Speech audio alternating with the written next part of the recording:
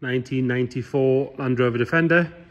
As you can see, this is what we call a 110 County, so it's 110 chassis, 4 doors, station wagon if you like, as opposed to a van or a pickup.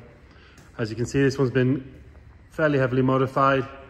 It's been painted in Raptor or some sort of textured paint to give it that sort of off-roady Armageddon look.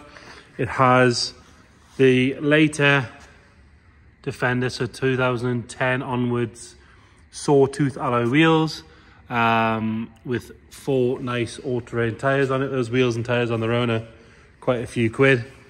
It's got things like tinted windows. It's had the usual LED conversion on the lights all the way around. Later Defender wheel cover and a few other bits and pieces that we'll point out as we go around. This one being a 94, it's a 300 TDI, so it's 2.5 diesel, manual gearbox. Let's start by having a look at the bodywork. With it being Raptor, there's not a lot of sort of scratches to point out, but we'll point out any sort of imperfections that we can see. Obviously the plastic arches have been done in Raptor as well.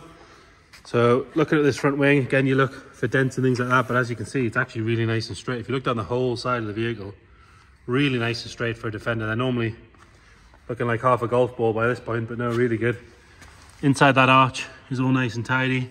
Like I say, the wheels are really good, gloss black, no real signs of any marks on them. Whole car could do with a really good clean. We've given it a quick clean, but it could do with a proper scrub. Just things like you've got a bit of mud, obviously it sort of ingrains in the Raptor a little bit. Around the hinges on this side are nice and tidy. Car did used to be green. You can see the odd little sort of telltale signs, a bit of green showing through there. Around that hinge is good.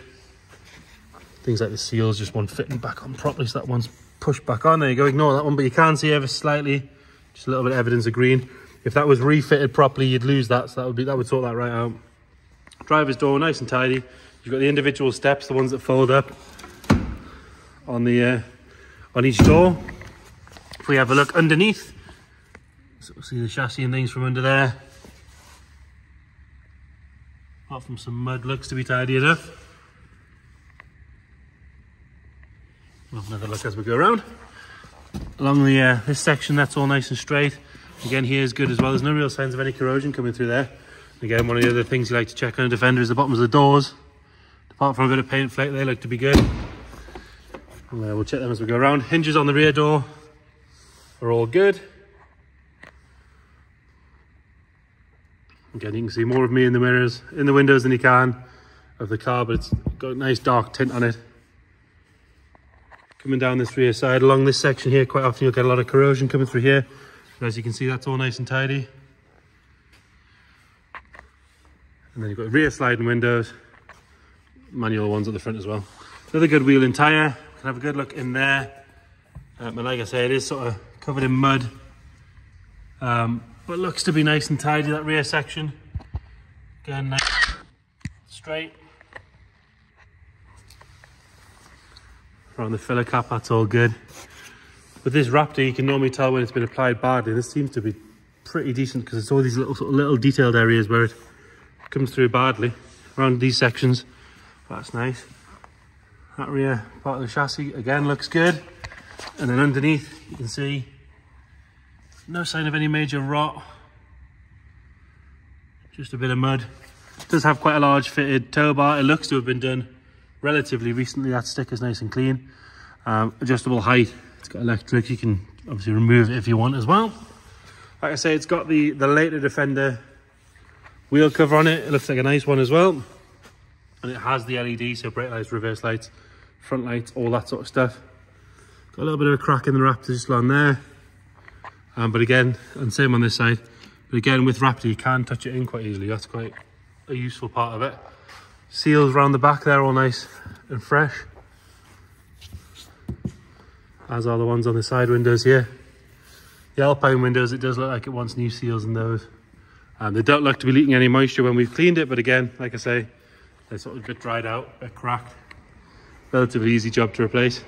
And again, if we look up this passenger side, you can see nice and straight. All the body lines are good. Along here, that's all tidy. Another good wheel and tyre on this side.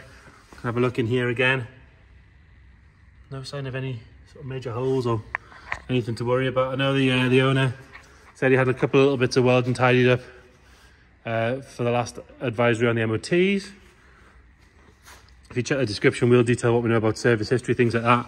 All nice and tidy along here. And again, you've got the side steps on this side as well. All good.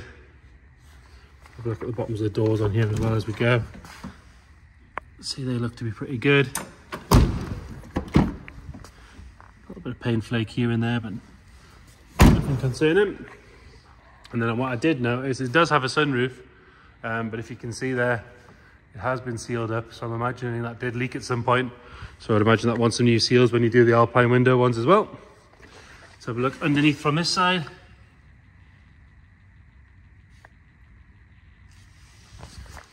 Again, if you want any specific pictures or anything sending through, let us know, we'll do that. Normally along here it gets a bit dented, but that's all good. As you can see, another good wheel and tyre. Round out the front, you've got a couple of little holes in the bumper there. But amazingly, you can buy a brand new one of those bumpers for about 120 quid.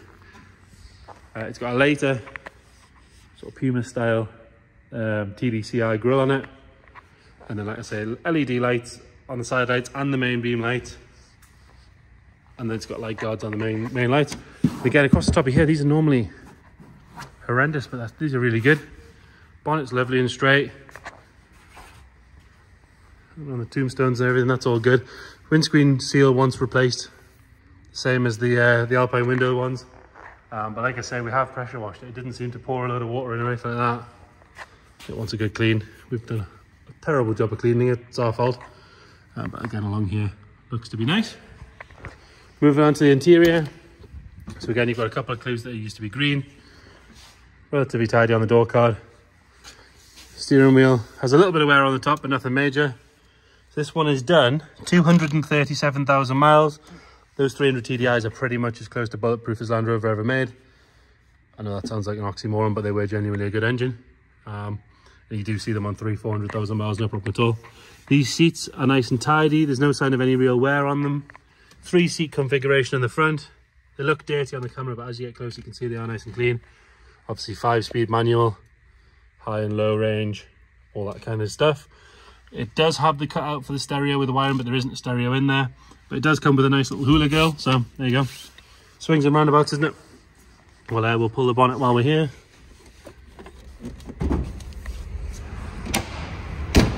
And I did notice that this doesn't seem to want to open from the outside if you pop it from the inside. So I'm guessing it wants the cable reattached on the inside. Nice and tidy on the door card, apart from the little cover there has got a crack in it. And then you've got 3 seats in the back. It is very dark in here, but they are nice and clean. And then the backs of the seats again, there's a little pinhole in this one, which again you might not be able to see, but it is good. The headlining has started to sag, especially around the sunroof area. So I'm guessing when that sunroof leaked, it's took a lot of the headlining with it, so they've sealed it on the top. Just wants a new headlining put in. It's a relatively simple job these days. Into the back, and you've got the rear seats. Again, these look to be nice and new. They're lovely and clean and tidy. Boot floor looks to be nice and solid as well. All the usual spots look good. Again, sorry it's quite dark. You might be able to see better on the photos, or if I move out the way you can see. You can see if we can increase the light in there. There you go.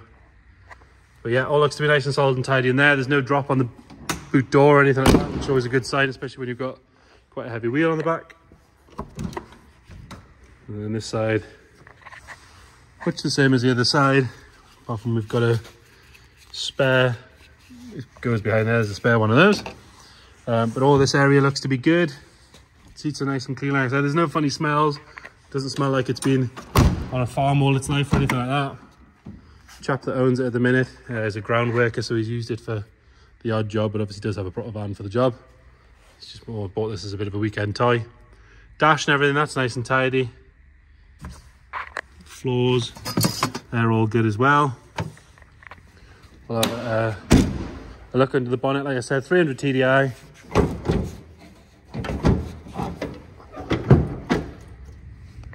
As you can see, relatively clean in there. The inner wings are all good. Bulkhead looks to be nice and neat. It's not dropping any fluids out. Obviously, the nice thing with a Land Rover is you can get right underneath and have a look. You can see some mud, but other than that, all good. We'll get it started up. I did briefly take it down the road yesterday. Seems to drive very well, nice and smooth. start's on the button. We've got 2 lights on, one for the parking brake, so if I take that off, they'll both go off. One's for brake, for parking brake. Nothing nasty flying out the back. And it sounds like a 300 at the front, so that's all good. Like I say, I did take it down the road yesterday.